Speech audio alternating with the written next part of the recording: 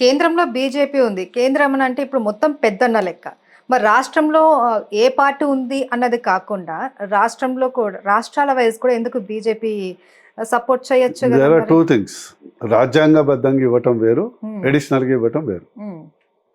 రాజ్యాంగబద్ధంగా ఏదైతే 42% of the devolution అవన్నీ యాజిటీస్ వస్తాయి, అందులో ఎలాంటి ఏ ప్రభుత్వం హ్మ్. అదర్ బెనిఫిట్స్ ఏదైతే రావాలో, సపోజ్ నేను ఎయిమ్స్ తెచ్చానండి, హ్మ్. ఇవ్వాలని గ్యారంటీ ఏం లేదు కదా. 4 సంవత్సరాలు కొట్లాడాను, అప్పుడు నడ్డా గారు హర్షవర్ధన్ గారితో మంచి ర్యాపో ఏర్పాటు చేశాను, లాబింగ్ చేసుకున్నాను, ఏదో తెచ్చాను, హ్మ్. అంతే కదా. ఇప్పుడు రేవంత్ రెడ్డి గారు కూడా సీఎం అయిన తర్వాత కిషన్ రెడ్డి గారితోటి మాట్లాడారు. నిధులు కావాలి, రాష్ట్రంలో పరిస్థితి బాలేదు అనేసి. ఇప్పుడు ఈ విధంగా పోయి మరి అడగచ్చు కదా ఇప్పుడు కేంద్రాన్ని. ఎట్లా, ఇప్పుడు ఎలక్షన్ అయినాక ముఖం ఉండదు కదా. ఇప్పుడు ఇచ్చింది గ్యారంటీలు వారు, హ్మ్. హ్మ్. మీ కాదు. హ్మ్. రాజ్యాంగబద్ధంగా ఇచ్చింది ఏదైతున్నామో, ఇప్పుడు ఎవరికన్నా కష్టం వస్తే మీరు మీ పక్కింటి వాళ్ళు ఉన్నారు, సడన్గా ఏదో యాక్సిడెంట్ అయింది, హాస్పిటల్ పోతారు, మీరు సహాయం చేస్తారు.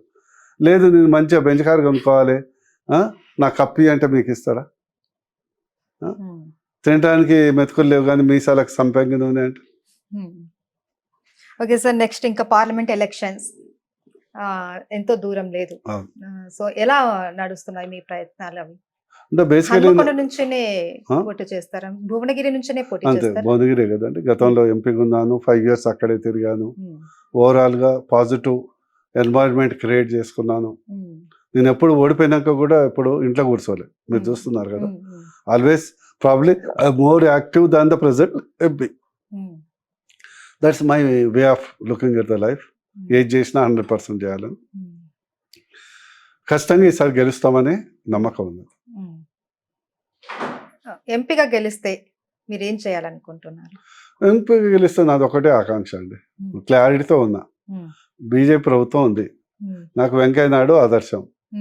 యాజ్ ఎ వెంకయ్య నాయుడు లాగా కేంద్రంతో సొంత గవర్నమెంట్ ఉంటుంది, అప్పుడు టీఆర్ఎస్ ఉన్న ఎంపీ ఉన్నా కూడా నేను ఆప్యాయతతో వాళ్ళు చూసుకునేది. అలా పనిచేసేసి వీలైనంత వరకు నిధులు రాష్ట్రానికి తేవాలి, కొత్త కొత్త ప్రాజెక్టు తేవాలి, ఐఏఎం తేవాలి, ఇక్కడ లేదు, ఎన్ఐడి తేవాలి, నేషనల్ ఇన్స్టిట్యూట్ ఆఫ్ డిజైన్ తేవాలి, 666 తొందరగా కంప్లీట్ చేయాలి, ఏదైతే ఇరిగేషన్ ప్రాడక్ట్స్ ఏదైతే ఎట్లనే పెండింగ్ పడ్డాయో కంప్లీట్ చేయాలి, స్కిల్ డెవలప్మెంట్ మీద పెద్ద ఫోకస్ చేయాలి.